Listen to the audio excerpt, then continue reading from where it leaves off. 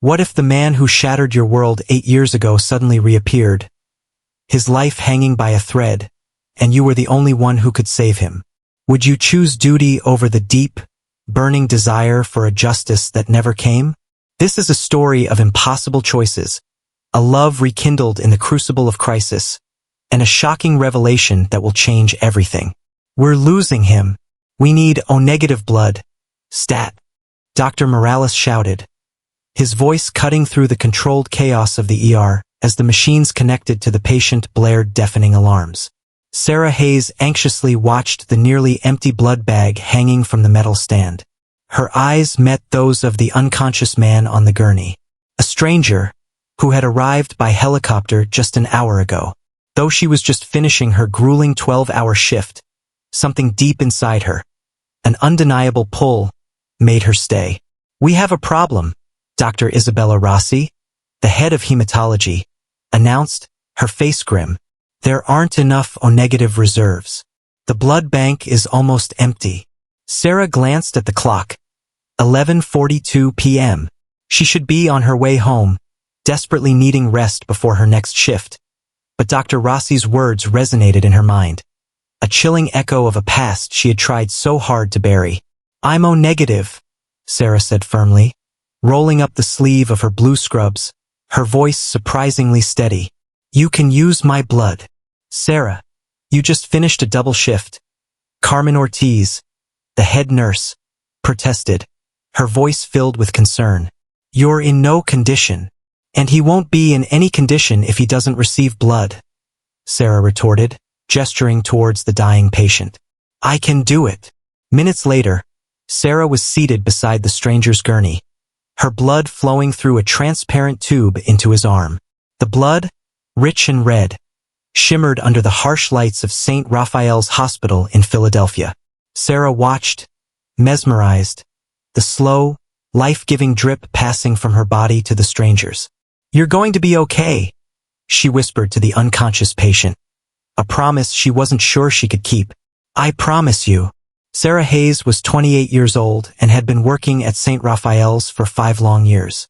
She had studied nursing on a scholarship, driven by the memory of her mother, who had tragically passed away from leukemia when Sarah was just 15. Since then, she had religiously donated blood every 3 months. You're the only person I know who finishes a 12-hour shift and then voluntarily donates blood, Carmen would always say, her voice a mixture of admiration and profound concern. As her blood flowed into the stranger's body, Sarah remembered her mother's words. Our bodies are banks of miracles, my child. Every drop of blood can save a life. In the waiting room, Michael Torres paced nervously back and forth. As Raphael Sterling's personal assistant, he had witnessed the horrific accident at the construction site. A poorly secured beam had fallen onto Raphael's car as he inspected his ambitious new real estate project. How is he? Michael demanded when Dr. Morales finally emerged from the ER. Stable for now, the doctor responded, his voice weary. A compatible nurse is donating blood. Without her, he wouldn't have survived. Inside the room, Sarah was beginning to feel dizzy. She had donated too much blood, more than recommended, but she knew it was necessary. The patient's cardiac monitor showed signs of stabilization. Come on, stranger, she murmured, her voice barely a whisper. Don't give up now. Through the room's small window, she could see the illuminated skyline of Philadelphia. Somewhere in that sprawling city was her father, Richard Hayes, a retired teacher who needed expensive medications for his failing heart, and her younger sister, Lucia Hayes, who dreamed of studying medicine but lacked the funds for university. Sarah felt a strange warmth spread through her body as she looked at the man on the bed. He was handsome, she noted distractedly, with strong, well-defined features and the kind of expensive clothes only someone with immense wealth wore. The man's eyelids began to flutter. For an instant, his eyes opened and met Sarah's. It was only a second, a fleeting moment, but she felt an inexplicable connection, as if something more than just blood was flowing between them. Then, the man lost consciousness again, but this time, his breathing was more stable, more regular. Enough, Sarah, Dr. Rossi said, gently entering the room. You've given enough. As they disconnected her, Sarah couldn't stop looking at the man she had just saved. She had no idea that in that precise moment, as her blood circulated through Raphael Sterling's veins, something extraordinary, something inexplicable, was happening in his brain. Raphael was dreaming. He dreamed of a little girl with pigtails, holding a woman's hand in a sterile hospital bed. He dreamed of white flowers on a coffin. He dreamed of long nights studying under a worn, flickering lamp and bright, hopeful mornings in a bustling, sunlit hospital. He dreamed of memories that were not his, of feelings he had never experienced. He dreamed of Sarah Hayes's life. And as he dreamed, his heart beat with renewed strength, powerfully, miraculously, propelled by the blood of the woman who, unknowingly, had just intertwined her destiny with his, forever. What do you think about this extraordinary, almost supernatural connection forged through a blood transfusion? Could memories and feelings truly be transferred from one person to another? And what will happen when Raphael Sterling finally awakens, carrying the echoes of Sarah's life within him? Share your most intriguing theories and passionate predictions in the comments below. What if you woke from a near-death experience not just with your own life, but with fragments of someone else's, their joys, their sorrows, their deepest fears, now inexplicably woven into the fabric of your own being? Could these borrowed memories lead a billionaire on a desperate quest for a woman he'd never truly met, yet somehow knew intimately? 3 weeks after the accident, Raphael Sterling awoke with a start in his luxurious penthouse apartment in Philadelphia's exclusive Rittenhouse Square. That dream again. A little girl, her face streaked with tears, standing before a coffin covered in pristine white flowers. He ran a hand over his forehead, slick with cold sweat. The same dream again, isn't it? Michael Torres, his loyal assistant, asked, entering with a breakfast tray, his voice filled with a quiet concern. Every night since I left the hospital, Raphael confessed, struggling to sit up, his body still weak from the ordeal. And not just that, Michael. Yesterday, I had an inexplicable craving for coffee with cinnamon. I've never had coffee with cinnamon in my entire life. The doctors said you might experience some side effects from the blood loss, sir, Michael commented, as he poured the green tea Raphael meticulously consumed every morning. Trauma, temporary confusion. This is different, Raphael insisted, pushing the tea away, a new, unsettling intensity in his eyes. These are memories, Michael. Memories that aren't mine. Feelings I've never had before. Michael observed his boss and friend with a growing worry. At 34, Raphael Sterling was one of Pennsylvania's most successful real estate developers. An orphan since the age of 14, he had built his empire virtually alone. His drive relentless, his focus absolute. He was reserved, methodical, always in control. Seeing him like this, so vulnerable, so confused, was deeply disconcerting. I need to find the person who donated blood to me, Raphael declared, his voice filled with a newfound, desperate determination. I need to understand what's happening to me. The hospital can't give you that information, sir, Michael reminded him gently. It's confidential. Then we'll have to find out on our own, Raphael responded, rising unsteadily to his feet, his eyes blazing with a fierce resolve. Someone must know who saved my life. Meanwhile, at St. Raphael's Hospital, Sarah Hayes was facing her own set of overwhelming problems. She had just finished a tense meeting where the staff had been informed that the hospital was being sold to a powerful corporate medical group, Progressive Health Systems. They're planning to close the free clinic, she told Carmen Ortiz, the head nurse, as they stocked medications, her voice tight with anger and frustration. What's going to happen to the people in this neighborhood? The ones who depend on us. Business is business, Sarah, Carmen responded with a weary resignation. The new owners only care about profits, not people. Sarah thought of her own working-class neighborhood, Kensington, where she had grown up. So many families there, like her own, relied on that free clinic. Her own father, Richard Hayes, had been treated there after suffering his first heart attack years ago. We can't let them do this, she said, her voice filled with a quiet, steely determination. There has to be something we can do. That afternoon, after her shift, Sarah stopped by the pharmacy to pick up her father's medications. The bill was higher than last month. "I'm sorry, Miss Hayes," the pharmacist said apologetically. There was another price increase. Sarah checked her dwindling savings. With Lucia's university tuition looming, she barely had enough to cover the medications. She sighed and paid the full amount, a familiar wave of anxiety washing over her. Arriving home, she found her father preparing dinner, his movements slow but deliberate. "Dad, you should be resting," she chided gently, placing the grocery bags on the small kitchen table. "I'm not an invalid, my child," Richard Hayes, a kind-faced man in his late 60s, protested with a warm smile. "Besides, Lucia will be late from the library tonight. How have you been feeling?" "Better than ever," Richard lied, carefully hiding the persistent pain in his chest, the growing breathlessness that had become his constant companion. Sarah looked at him with a loving suspicion. She knew her father too well. Meanwhile, in the opulent offices of Sterling Developments, Raphael meticulously reviewed the medical records Michael Torres had discreetly and expensively managed to obtain. "Sarah Hayes," Raphael murmured, his fingers tracing the name on the file. "She donated blood to me. She's a nurse at St. Raphael's," Michael explained. 28 years old. Lives with her father and younger sister in the Kensington neighborhood. Raphael felt a shiver run down his spine as he heard the name of the neighborhood. In his dreams, in those borrowed memories, he had walked those very streets. He knew the corner bakery, the park with the broken swing, the church with the leaning tower. "I need to see her," he decided, his voice firm, unwavering. For a week, Raphael observed Sarah from a distance. He watched her care for her patients with an infinite, gentle patience. He watched her passionately, fiercely fight in hospital meetings to save the free clinic. He watched her buy coffee with cinnamon every single morning at the small, unassuming bakery, Sweet Home, near the hospital.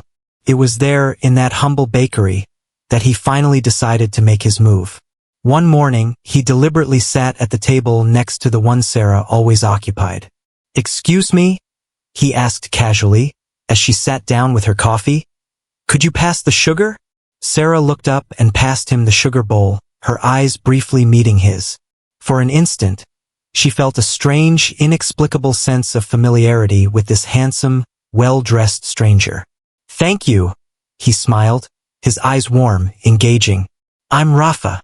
"Sarah?" she responded, surprised by the unexpected warmth she felt towards the stranger.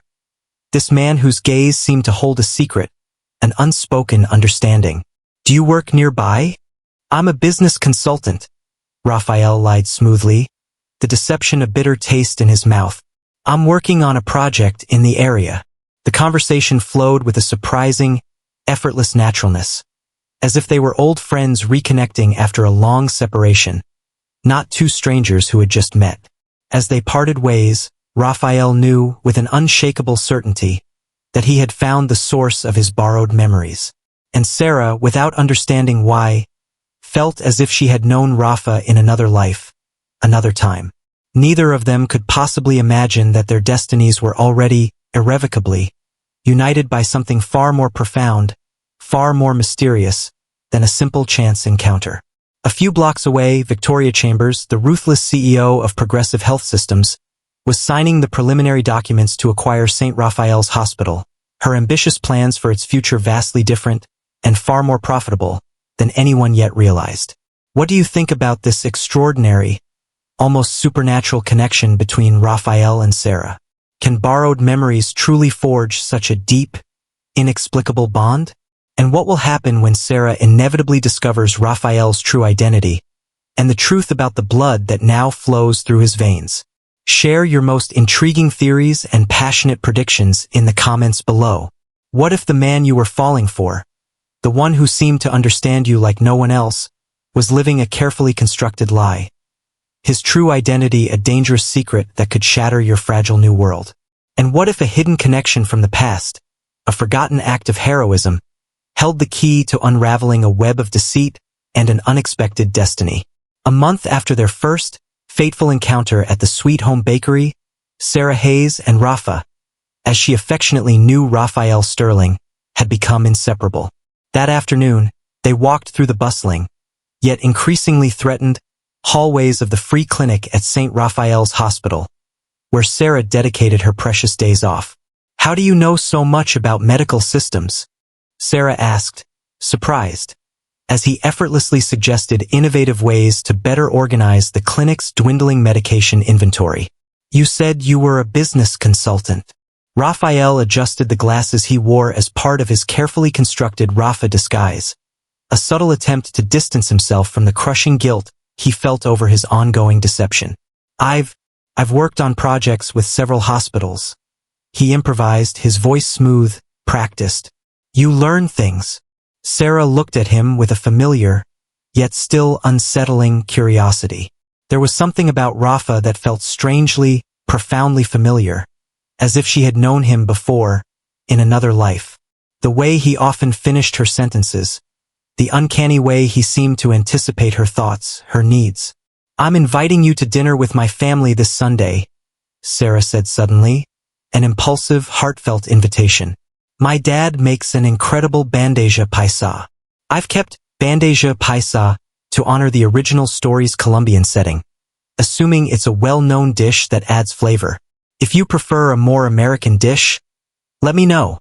"I'd love to," Raphael responded, his heart aching, as he desperately ignored the insistent voice in his head, the one that screamed at him, reminding him of how deep, how dangerous, his lie was becoming. That night, back in his opulent office at Sterling Developments, Raphael meticulously reviewed the complex legal documents for the purchase of St. Raphael's Hospital. Michael Torres, his loyal assistant, entered with a fresh pot of coffee, his expression worried. "Don't you think this is getting too complicated, Raphael?" Michael asked, his voice filled with concern. "You're buying an entire hospital, a multi-million-dollar acquisition, just to impress a girl, a nurse you barely know. It's not just for her," Raphael protested, though he knew, deep down, that a significant part of it was for Sarah, for her unwavering passion, for her fierce dedication. "It's a good business deal. Besides," he added, his voice hardening, "the hospital needs to be saved from that predatory corporate group, from Victoria Chambers and her progressive health systems. And when are you going to tell her who you really are, Raphael? When are you going to tell her the truth?" Michael pressed, his gaze unwavering. Raphael ran a frustrated hand through his dark hair, a gesture of profound weariness. "Soon, Michael. When I find the right moment. When I'm sure." On Sunday, Raphael arrived at the modest Hayes apartment in Kensington with a bouquet of vibrant sunflowers and an expensive bottle of wine. He was greeted by Richard Hayes, Sarah's father, a kind-faced man with a warm, welcoming smile and intelligent, perceptive eyes. "You must be Rafa. Sarah hasn't stopped talking about you." Richard greeted him with a strong, heartfelt hug. Raphael felt a strange, almost unsettling sense of familiarity with this man, as if he had been in this very house before, as if he had known that warm, genuine smile in another lifetime.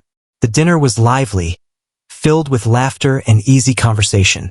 Lucia Hayes, Sarah's younger sister, spoke enthusiastically about her ambitious plans to study medicine, her eyes shining with youthful idealism. Raphael felt more comfortable, more at ease, than he had in years. Here, in this small, humble apartment, surrounded by this loving, unpretentious family, he was just Rafa, not the powerful, enigmatic Raphael Sterling. "More rice, Rafa?" Sarah offered, seated beside him, her presence a quiet, comforting warmth. "Yes, with the beans on the left side, just how you like it," he responded automatically, then froze, realizing his monumental mistake. Sarah stared at him, her fork suspended Richardson in midair, her eyes wide with a sudden, dawning confusion. How did you know I like it that way?" Raphael swallowed hard, his mind racing, desperately trying to find a plausible explanation. That was her memory, not his, a fragment of her life he had experienced in one of his vivid, unsettling dreams. You told me the other day, didn't you?" he stammered, his voice a little too quick, a little too defensive. Sarah slowly shook her head, a thoughtful, almost suspicious frown creasing her forehead. But she let the comment pass, at least for now. Meanwhile, in the sleek, modern offices of Progressive Health Systems, Victoria Chambers received some disconcerting news. "What do you mean there's another offer for St. Raphael's?" she exclaimed, her voice sharp, furious. "We had a preliminary agreement. It's an anonymous corporation," her assistant explained, his voice trembling slightly. "They're offering 30% more than we proposed. Find out who's behind it," Victoria ordered. Her eyes narrowed with a cold, ruthless determination. No one messes with my business. What do you think about Raphael's slip-up at dinner? Will Sarah start to suspect the truth about his identity, and about the strange connection they share? And what will happen when Victoria Chambers uncovers who is trying to thwart her acquisition of St. Raphael's? Share your most insightful predictions and passionate opinions in the comments below. What if the deepest connections were forged not in grand pronouncements, but in quiet acts of shared humanity, in a love that blossomed amidst the shadows of a carefully constructed lie?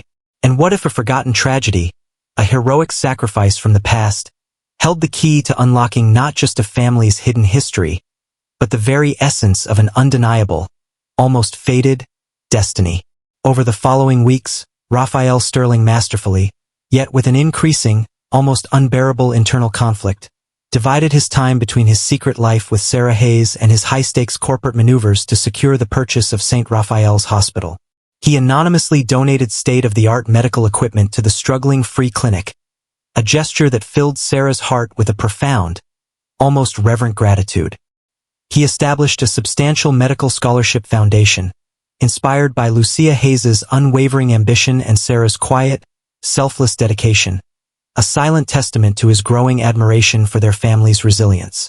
Sarah, for her part, was falling deeper and deeper in love with the enigmatic, kind-hearted Rafa, the man who seemed to understand her, to see her, like no one else ever had. Together, they painted the tired, worn walls of the free clinic, their laughter echoing in the usually somber hallways.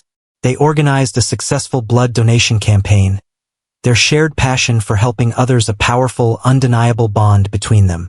They spent countless quiet evenings on the small balcony of Sarah's Kensington apartment, sharing dreams, fears, and a comfortable, almost domestic intimacy. Sometimes, Sarah confessed one starlit night, her voice a soft, contemplative whisper as they shared a cheap bottle of wine, "I feel like you can read my mind, like you know what I'm going to say before I even say it. Maybe we're just more alike than you think." Raphael responded, his voice gentle, his gaze intense as he fought against the overwhelming, almost suffocating urge to confess everything, to tell her the whole, complicated, unbelievable truth. The day of the grand charity gala to raise funds for St. Raphael's Hospital finally arrived. Sarah had been invited as a representative of the nursing staff, a recognition of her tireless dedication. Raphael, his heart pounding with a mixture of nervous anticipation and a terrifying, exhilarating fear, knew that tonight, he could no longer hide his true identity. "Are you sure you want to accompany me?" Sarah asked, as she nervously adjusted her simple, yet elegant, borrowed blue dress. "It'll be very formal, you know. All the city's bigwigs will be there. I wouldn't miss it for the world," he responded, his voice surprisingly steady, his eyes shining with an emotion she couldn't quite decipher. The grand ballroom of Philadelphia's most luxurious hotel shimmered with dazzling lights and cascading crystal chandeliers. Sarah, beautiful in her understated elegance, felt completely out of place amidst so much opulence, so much pretense. "Relax," Raphael whispered, gently taking her hand, his touch sending a familiar, comforting warmth through her. "You're the most important person here tonight." It was then that Victoria Chambers, the ruthless CEO of Progressive Health Systems, impeccably dressed in a vibrant, almost predatory red gown, approached them, her smile as cold and sharp as a shard of ice.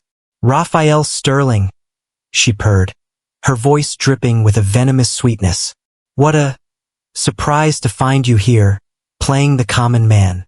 Sarah looked, confused, from Raphael to Victoria, then back to Raphael. Raphael Sterling? She repeated, her voice barely a whisper, a chilling premonition dawning in her eyes. The billionaire who's trying to buy the hospital? Victoria smiled, a triumphant, cruel smirk. Didn't you know, my dear? Your charming Rafa is the wealthiest, most powerful man in all of Pennsylvania. She paused, then added, her voice laced with a chilling, almost gleeful malice. And by the way, he's also the very same patient you donated your precious blood to 2 months ago. What a remarkable coincidence, wouldn't you say? Sarah's eyes, wide with shock, flew to Raphael's face. The pieces, horrifyingly, devastatingly, clicked into place. The inexplicable familiarity, his uncanny knowledge of medical systems, the small, intimate things he knew about her without her ever telling him. Is it true? She whispered, her voice trembling, her heart shattering into a million pieces. Before he could answer, before he could even begin to explain, Dr. Isabella Rossi, the head of hematology, rushed towards them, her face pale, her expression urgent. Sarah, we need to talk, she exclaimed, her voice tight with a desperate, almost frantic urgency. It's about your blood and Raphael Sterling's transfusion. I've discovered something extraordinary, something almost unbelievable. It's a case of cellular memory. He's experiencing your memories, Sarah, your emotions, your life, through your blood. The world seemed to stop, to tilt on its axis, as Sarah stared at the man she thought she knew, the man she thought she loved. He was no longer Rafa, the humble, kind-hearted consultant. He was Raphael Sterling, the powerful, enigmatic billionaire who had lied to her, deceived her, for months. And yet, impossibly, inexplicably, he was also a man who now carried her memories, her very essence, within his veins. What do you think about this shocking revelation? Can Sarah ever forgive Raphael for his monumental deception, even with the extraordinary, almost supernatural explanation of cellular memory? And what will happen now that Victoria Chambers knows their secret? What if the man you loved, the one whose veins now carried your very memories, was also the keeper of a devastating secret, a truth so profound it could shatter not just your fragile trust, but the very foundations of your family's past? Could a love born from such extraordinary circumstances survive the ultimate test of betrayal and a revelation that connected them in ways neither could have ever imagined? Sarah Hayes fled the opulent ballroom, her heart a maelstrom of conflicting emotions, ignoring the curious stares of the distinguished guests, the hushed whispers that followed her. Raphael Sterling tried to follow her, his own face pale with a desperate urgency, but she turned on him, her eyes blazing with a furious, heartbroken betrayal. Don't come near me, she exclaimed, her voice trembling, raw with pain. Everything was a lie. Everything. Sarah, please, let me explain. Explain what? She cried, tears streaming down her face. That you used me? That you mocked me, my family, my entire life? Or that you stole my memories, my very essence? It's not like that, Raphael pleaded, his voice desperate. The memories, the feelings, I couldn't control them. From the moment I woke up after the transfusion, I've had your memories, your emotions. I couldn't help it. Could you have told me the truth? She retorted, her voice laced with a bitter, cutting sarcasm. But you chose to lie. Every day, every moment. Everything was false. Without giving him a chance to respond, Sarah hailed a taxi and disappeared into the rainy Philadelphia night, leaving Raphael standing alone, drenched and devastated, amidst the glittering charade of the high society gala. For the next 2 weeks, St. Raphael's Hospital became a hotbed of gossip. Everyone talked about the nurse who had saved the billionaire who was now buying the hospital. Theories ranged from secret romances to elaborate conspiracies. Ignore them, Carmen Ortiz, the head nurse, advised Sarah, her voice kind but firm, as they organized medications. People always talk. It's not easy, Sarah responded, exhausted after another sleepless night, her eyes red-rimmed, especially since he keeps sending flowers and messages. The nurse's lounge was filled with extravagant floral arrangements sent by Raphael, each one accompanied by a heartfelt note, begging for forgiveness, for a chance to explain.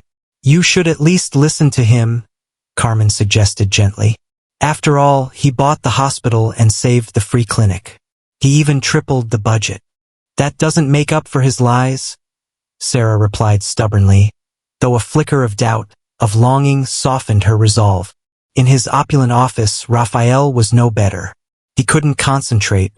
Business deals, multimillion-dollar contracts seemed insignificant, meaningless.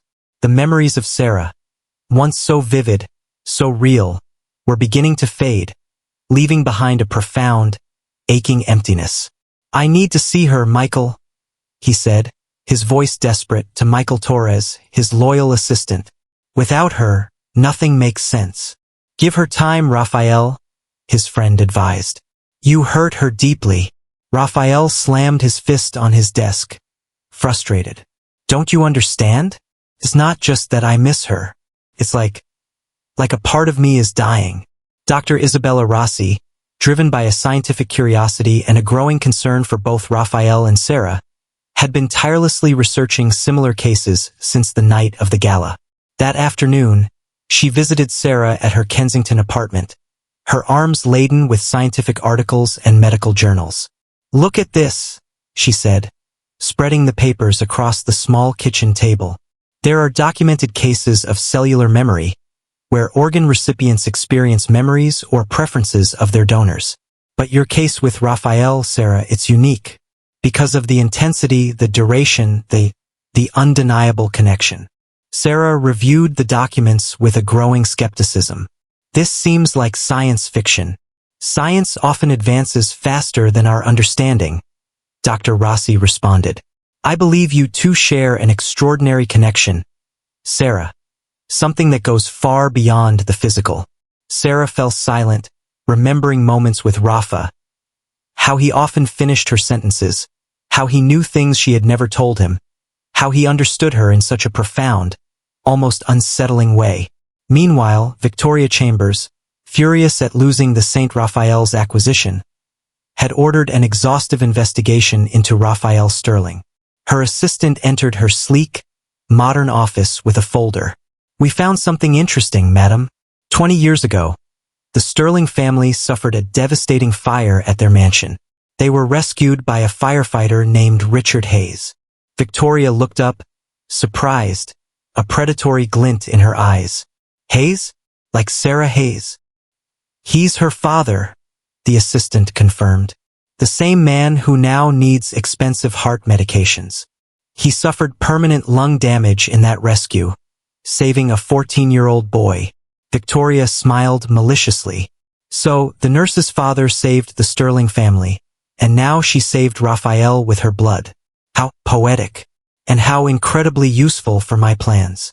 That night, Sarah decided to visit her father in the small apartment they shared. She found him struggling to breathe. "Did you take your medications, Dad? Every day is getting harder," Richard Hayes confessed, his voice weak. "What happened with your friend Rafa, honey? You haven't mentioned him in a while."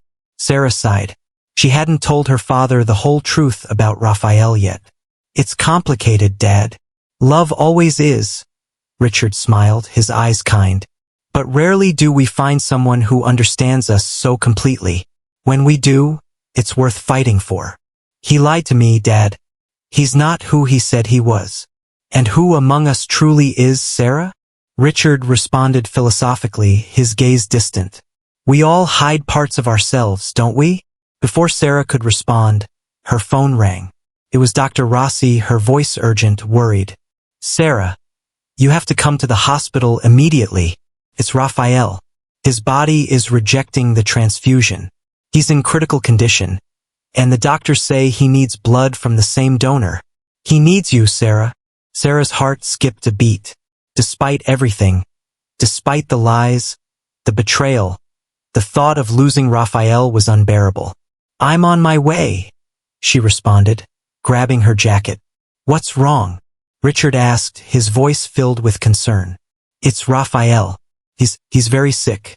He needs my blood again." Richard took his daughter's hand, his gaze surprisingly steady. Sometimes, Sarah, life gives us second chances for a reason. When we save a life, in some way that person becomes a part of us. Sarah looked at her father with a newfound curiosity. You speak as if you know from experience. Perhaps, Richard smiled mysteriously. Now go. There's a man who needs your help. As Sarah raced towards the hospital under the pouring rain, she couldn't stop thinking about her father's enigmatic words, and about the strange, undeniable connection she shared with Raphael. As much as she wanted to hate him for his lies, a part of her, a deep, undeniable part, felt they were bound by something far stronger than blood, something almost fated. And in a sterile hospital room, Raphael Sterling fought for his life, his delirious whispers uttering a single, desperate name, Sarah. What do you think about this shocking new revelation connecting Sarah's father to Raphael's past? How will this impact their already complicated relationship? And will Sarah be able to save Raphael's life a second time? And in doing so, perhaps save them both? What if the only way to save the man you loved, the man who carried your memories, your very essence, in his veins, was to offer him your lifeblood once more, even as a web of devastating family secrets threatened to unravel everything you thought you knew? Could a love born from such extraordinary, almost supernatural circumstances truly conquer all?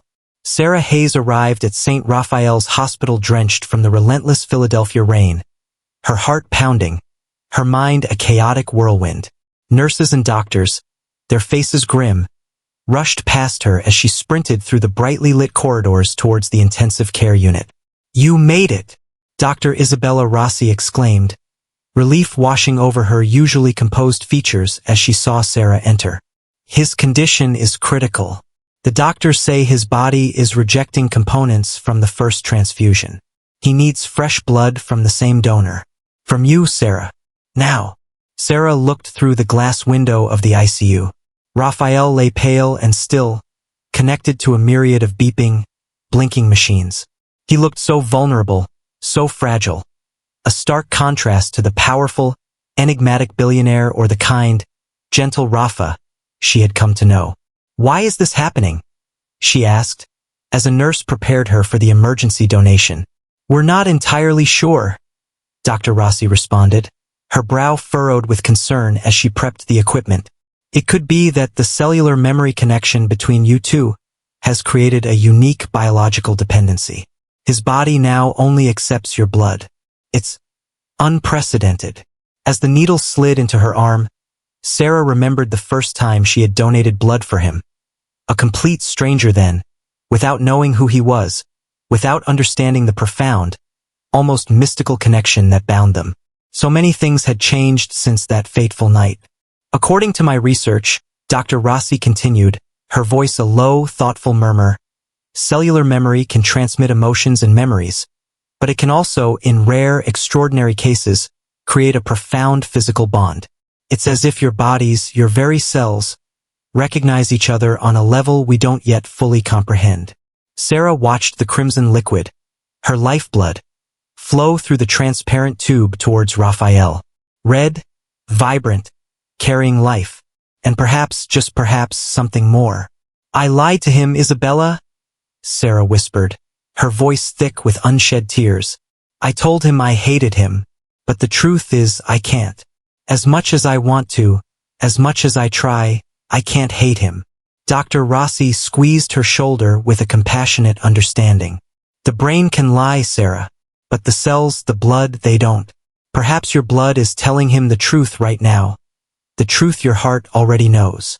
As the transfusion continued, Sarah drifted off to sleep in the uncomfortable chair beside Raphael's bed, her hand protectively covering his. In her dreams, she saw places she had never visited, experienced emotions she had never felt. A sprawling mansion, engulfed in flames. A small child, screaming for his parents. A somber funeral, 2 coffins covered in white flowers. Memories. But they weren't her memories. When she awoke, she found Raphael's eyes, clear and lucid now, gazing at her intently. You're here, he murmured, his voice weak but steady.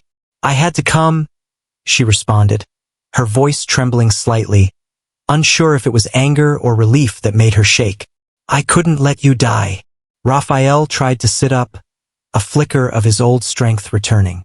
Sarah, everything I felt for you, the connection between us, it was real. I've never experienced anything like it before. You lied to me about who you were, she countered. The old hurt, the betrayal, still a raw, open wound. You exploited this strange connection. At first, I just wanted to understand what was happening to me, he admitted, his voice filled with a profound regret. But then I got to know you, truly know you. I met your family, and everything changed. He paused, his gaze searching hers. I fell in love with you, Sarah. Not with the memories, not with the sensations, but with you. Before Sarah could respond, the door burst open. Victoria Chambers strode in, her expression one of triumphant malice, followed closely by her smirking lawyer. What a touching scene, Victoria purred, her voice dripping with sarcasm. The nurse and the billionaire united by blood. How poetic. This isn't the time, Victoria, Raphael warned, his voice weak but firm, as he struggled to sit up. Sarah, please, ask them to escort her out.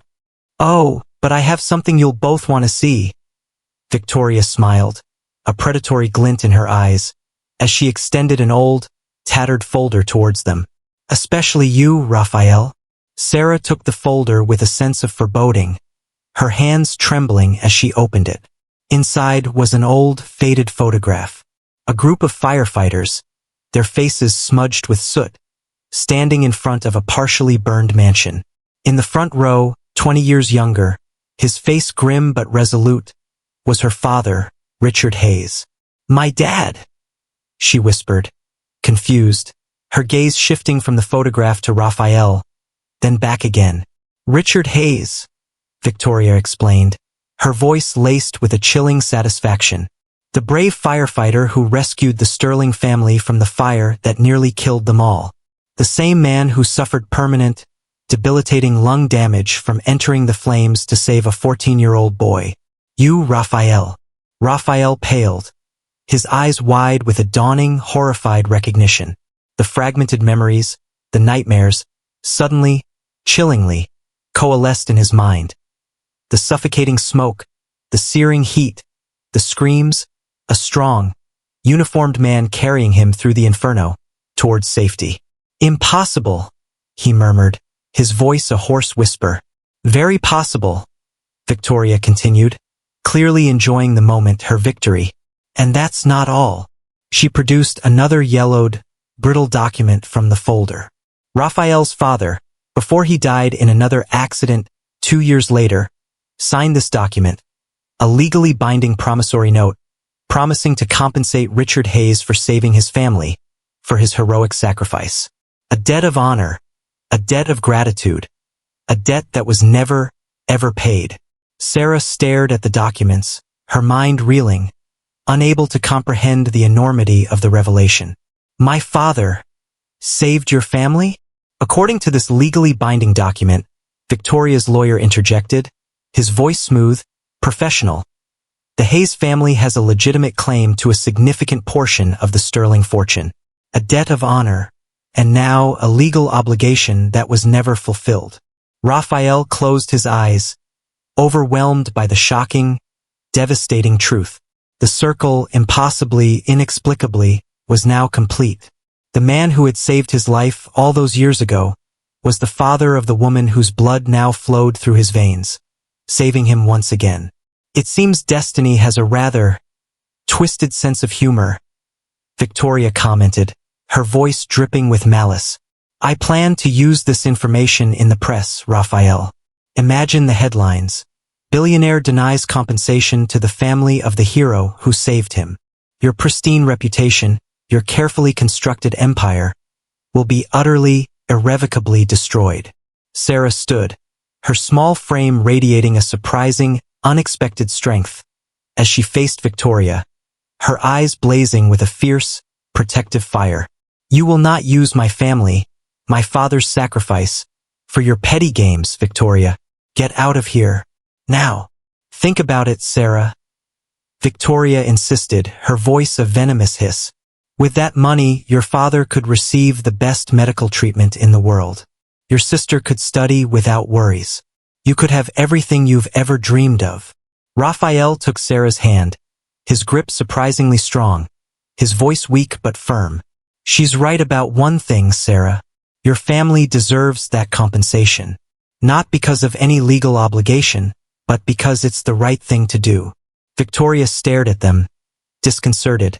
Her carefully laid plan to create conflict, to sow discord, rapidly unraveling. You'd just give them part of your fortune? Just like that? Everything they deserve, Raphael confirmed, his gaze unwavering.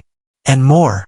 When Victoria finally left, frustrated by the utter failure of her malicious plan, Sarah and Raphael remained alone, the weight of the extraordinary revelation still hanging heavy between them, like ghosts from a shared, yet unknown, past.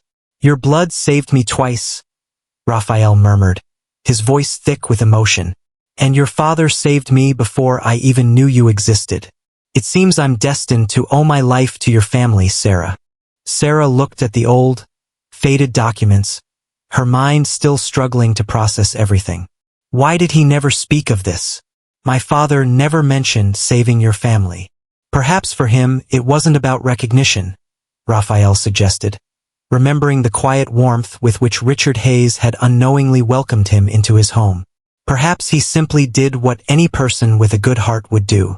Just like you, Sarah, buying the hospital to save it, to protect the community. That was for you, Raphael? She confessed, her voice barely a whisper. Everything I've done these past few months. It's all been for you. She squeezed his hand, her eyes shining with a love that was no longer borrowed, no longer confused, but undeniably, breathtakingly real. I'm still angry about your lies, Raphael, she said, her voice soft but firm. But now I understand better why they happened. Why we happened. That night, as Raphael slept, finally, peacefully recovering, Sarah called her father. Dad, she began, her voice trembling slightly. Why did you never tell me you saved the Sterling family from that fire? A long, heavy silence stretched across the line. Some stories don't need to be told, my child.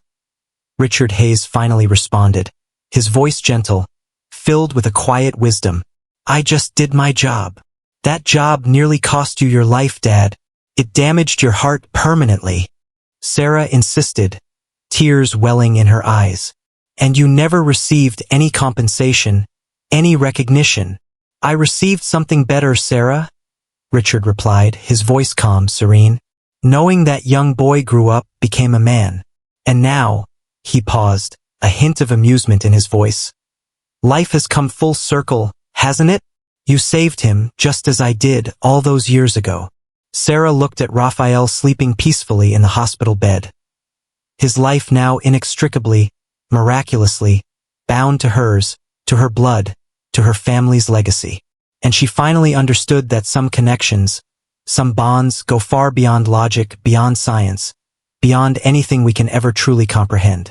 Sometimes, destiny, in its own mysterious, often unfathomable ways, weaves invisible threads that unite lives in the most extraordinary, most unexpected, most breathtakingly beautiful ways. Yes, Dad, she responded, a radiant smile spreading across her face, a smile that reached her very soul. It seems our family has a rather unusual habit of saving Sterlings. What do you think about this incredible, almost fated connection between Sarah's and Raphael's families? Can a love, born from such extraordinary, almost supernatural circumstances, truly overcome all obstacles and find its happily ever after? And what does the future hold for them, now that all the secrets have been revealed?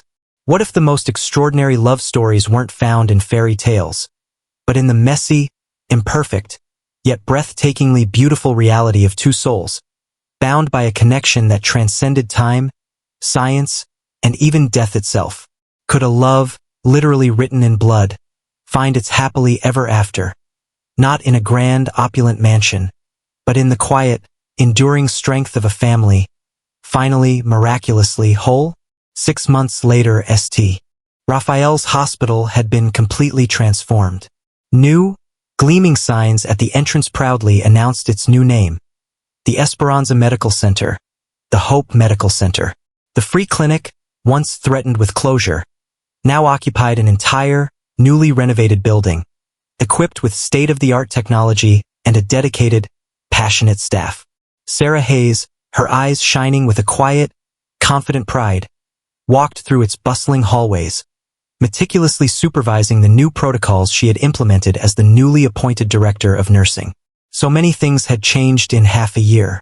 Her father, Richard Hayes, was receiving specialized treatment that had considerably improved his heart condition, and the doctors, a team of renowned specialists Raphael had personally flown in, predicted he would soon be able to abandon his constant medication.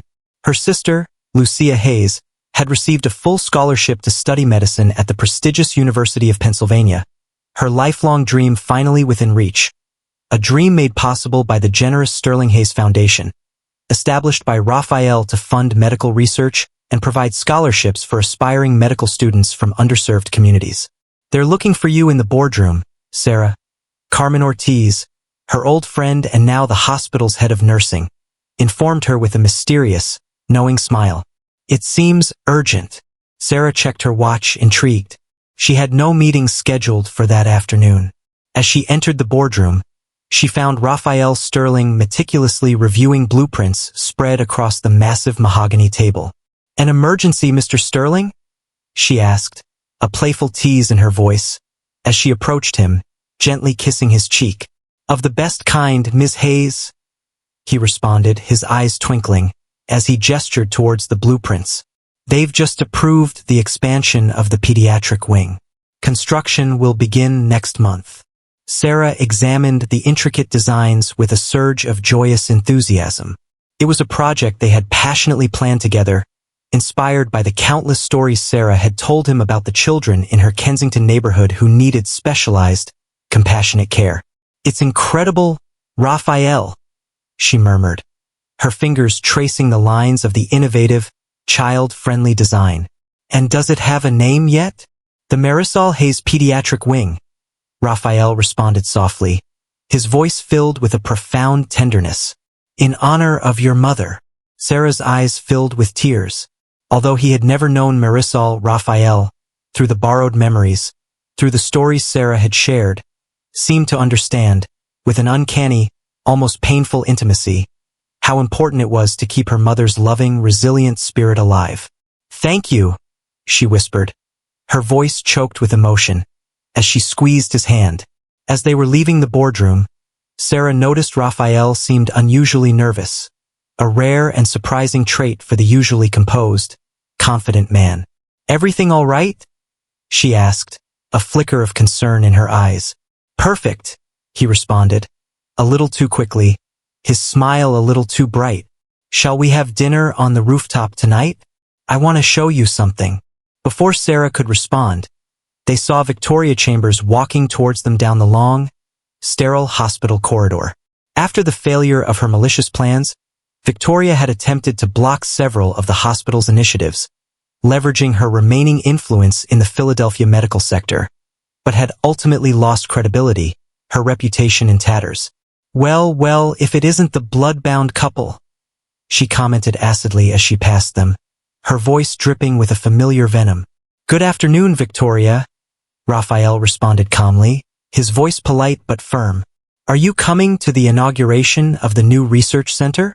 "I don't waste my time on empty ceremonies," she retorted, though it was evident, from the bitter twist of her lips, that it pained her not to have been formally invited. "That's a shame," Sarah interjected, her own voice surprisingly steady, confident. "Dr. Rossi is presenting her groundbreaking research on cellular memory. I thought you'd be interested, Victoria, considering how invested you once were in our rather unique case." Victoria straightened her posture, visibly uncomfortable. "I have more important matters to attend to." As she walked away, her heels clicking sharply against the polished floor, Raphael looked at Sarah with a mixture of admiration and amusement. "You're becoming more diplomatic every day, my love." "I learned from the best," she smiled. though I still prefer direct honesty. Raphael nodded, remembering the difficult, yet ultimately transformative months they had spent rebuilding trust after his initial, painful deceptions. It had been an arduous, challenging path, but every step, every shared vulnerability, had only strengthened their extraordinary, undeniable bond. That night, Sarah ascended to the hospital rooftop, surprised to find it completely transformed. Soft, twinkling fairy lights hung overhead, creating an artificial starlit sky. White flowers, fragrant and delicate, adorned every corner, and an elegantly decorated table for two awaited them in the center, overlooking the glittering expanse of the Philadelphia skyline. "What is all this?" she asked, astonished, her heart pounding with a sudden, joyful anticipation. "A little change of scenery," Raphael responded, taking her hand, his eyes shining with a profound, tender love. "6 months ago, in this very same place, we parted ways after you discovered who I truly was. I thought it would be appropriate to rewrite that painful memory, to create a new one." Michael Torres, Raphael's loyal assistant, appeared with 2 champagne flutes and then discreetly retreated, leaving them alone in their private, starlit sanctuary. "Do you remember the first time we truly met?" Raphael asked, as they sat down, his voice a low, intimate murmur. "When you pretended you needed sugar at the bakery?" Sarah responded, a playful smile on her lips. "No," he corrected gently, his gaze intense, unwavering. "The first time was here in this hospital. I was unconscious, dying, but a part of me, a deep, primal part, felt you, Sarah. Your blood flowing into me, saving me, connecting us in a way I still don't fully understand." Elena looked at him, her eyes filled with a profound tenderness, remembering that chaotic, terrifying night. "I'll never forget how you felt then. So vulnerable, so different from the powerful Raphael Sterling the world knew. That man no longer exists," he confessed, his voice raw with emotion. "Your blood, your memories, your love, Sarah, they changed me forever." Dinner unfolded amidst shared conversations and cherished memories. They spoke of Richard Hayes, whose health improved with each passing day, a testament to their unwavering love and support. They spoke of Dr. Isabella Rossi, whose groundbreaking research on cellular memory was now revolutionizing medicine, her work a beacon of hope for countless others. They spoke of their plans to expand the Sterling Hayes Foundation, to provide even more scholarships for aspiring medical students, to build more clinics in underserved communities. When dessert arrived, Raphael suddenly grew serious, his expression a mixture of nervous anticipation and a profound, heartfelt love. "Do you know what day today is, Sarah?" She thought for a moment. "Thursday. Exactly 8 months ago, you donated your blood to me for the first time," he responded, his voice thick with emotion. 8 months since, unknowingly, you intertwined your life, your very essence, with mine." Raphael stood and, to Sarah's utter astonishment, knelt before her. From his pocket, he pulled out a small, velvet-covered box. "Sarah Hayes," he said, his voice trembling slightly, his eyes shining with an undeniable, profound love. "You gave me your blood, which carried your memories, your dreams, and ultimately, your heart. Now, I'm asking you to share your life with me, officially, forever." He opened the box, revealing a simple yet elegant ring, its single, flawless blue sapphire a perfect mirror of her eyes. "Will you marry me, Sarah?" Sarah felt time stop, the city lights blurring around them. Through the rooftop door, she saw familiar, beloved faces peeking out. Dr. Rossi, Carmen Ortiz, Lucia, and, leaning heavily on his cane but with his eyes shining with pride, her father, Richard Hayes. They were all smiling, their faces alight with joy, silent, complicit witnesses to this extraordinary, magical moment. Tears streamed down her cheeks as she nodded, her voice a choked whisper. "Yes, yes, Raphael. Of course, yes." As Raphael slipped the ring onto her finger, the hospital staff, who had been secretly watching from the doorway, erupted in applause, rushing onto the rooftop to congratulate them. Richard Hayes, his steps slow but steady, approached Raphael and embraced him tightly. "Now I can truly say you've saved me twice, son," the old man joked, his voice thick with emotion. "Once from the fire, and once from a life of loneliness." Sarah looked around, her heart overflowing. Her family, her friends, the hospital she loved so dearly, and Raphael, the enigmatic, powerful man she had saved. The man who had, in turn, saved her, the man whose life was now, impossibly, miraculously, intertwined with hers. It had all begun with a simple, selfless act of blood donation on an ordinary, chaotic night. "It seems we were destined to find each other, Sarah," Raphael murmured, pulling her close, his lips finding hers under the soft, starlit Philadelphia sky. "It wasn't destiny, Raphael," she responded, her voice filled with a quiet, unshakable certainty.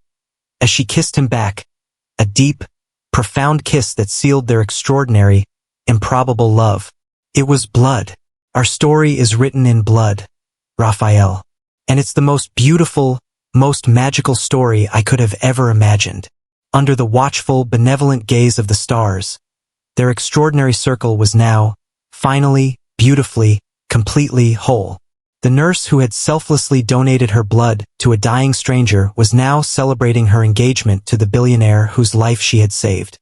And in their veins, the very same blood pulsed, a vibrant, powerful rhythm, connecting them not just physically, but beyond time, beyond science, beyond anything either of them could have ever truly comprehended.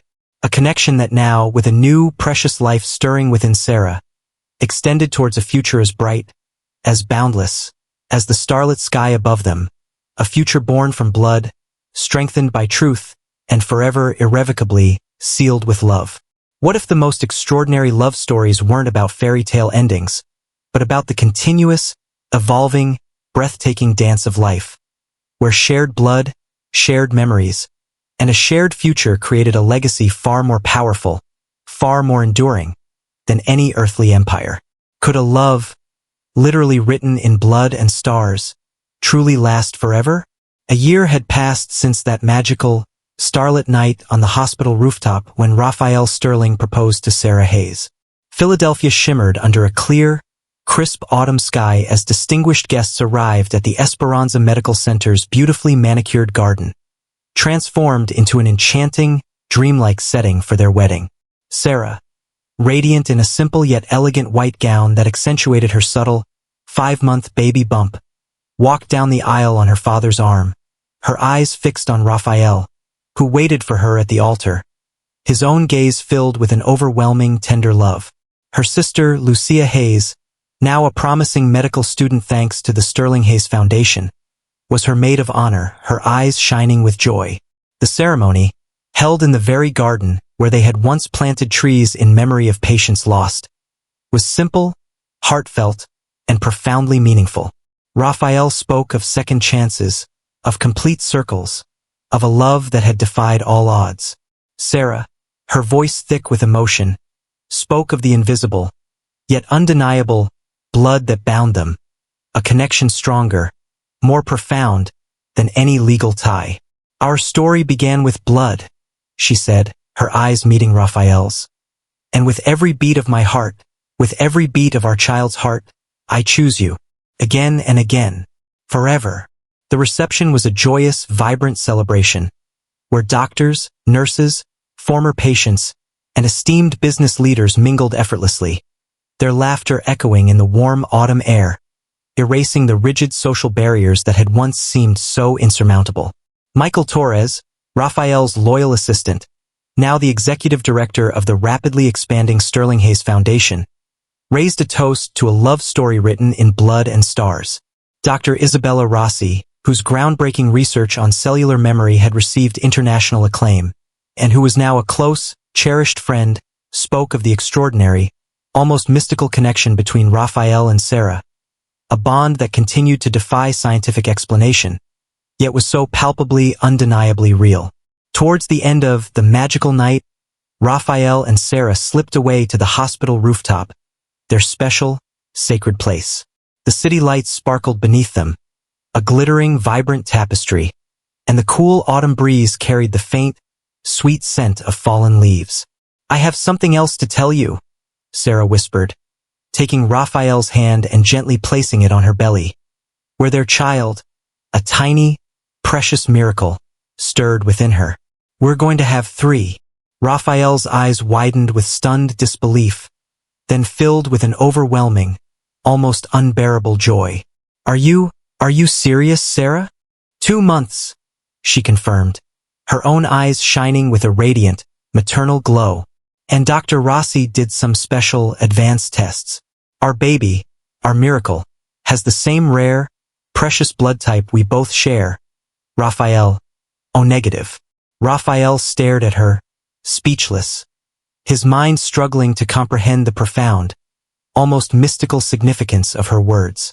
The very same blood that had initiated their extraordinary, improbable story, the blood that had saved his life not once, but twice, would now continue its sacred, life-giving legacy in their child, a tangible, living symbol of their enduring, fated connection. "It's perfect," he finally murmured, his voice thick with emotion, as he pulled her into a fierce, tender embrace. "The circle continues. Our story, Sarah, our love, it's written not just in blood, but in the very stars above us."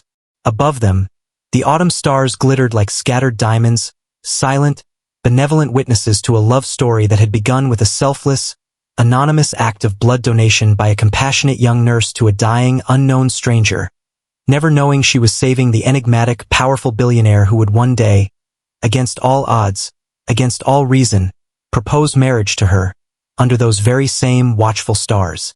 Their hands, adorned with simple, elegant wedding bands, intertwined, their fingers a perfect, unbreakable lock.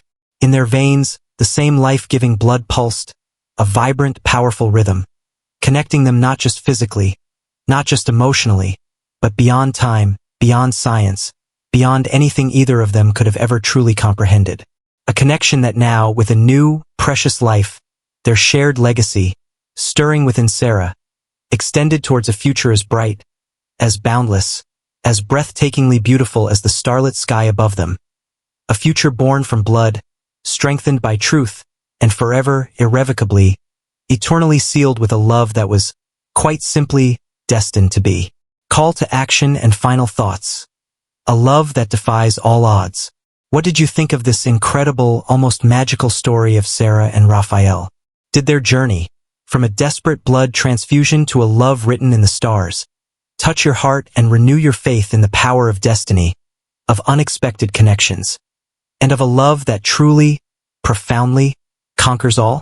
If this extraordinary tale of sacrifice, resilience, and a love that defied all odds resonated with you, don't forget to like this video, share it with someone who needs a powerful reminder that miracles do happen, and comment below with your favorite, most moving moment from Sarah and Raphael's unbelievable love story.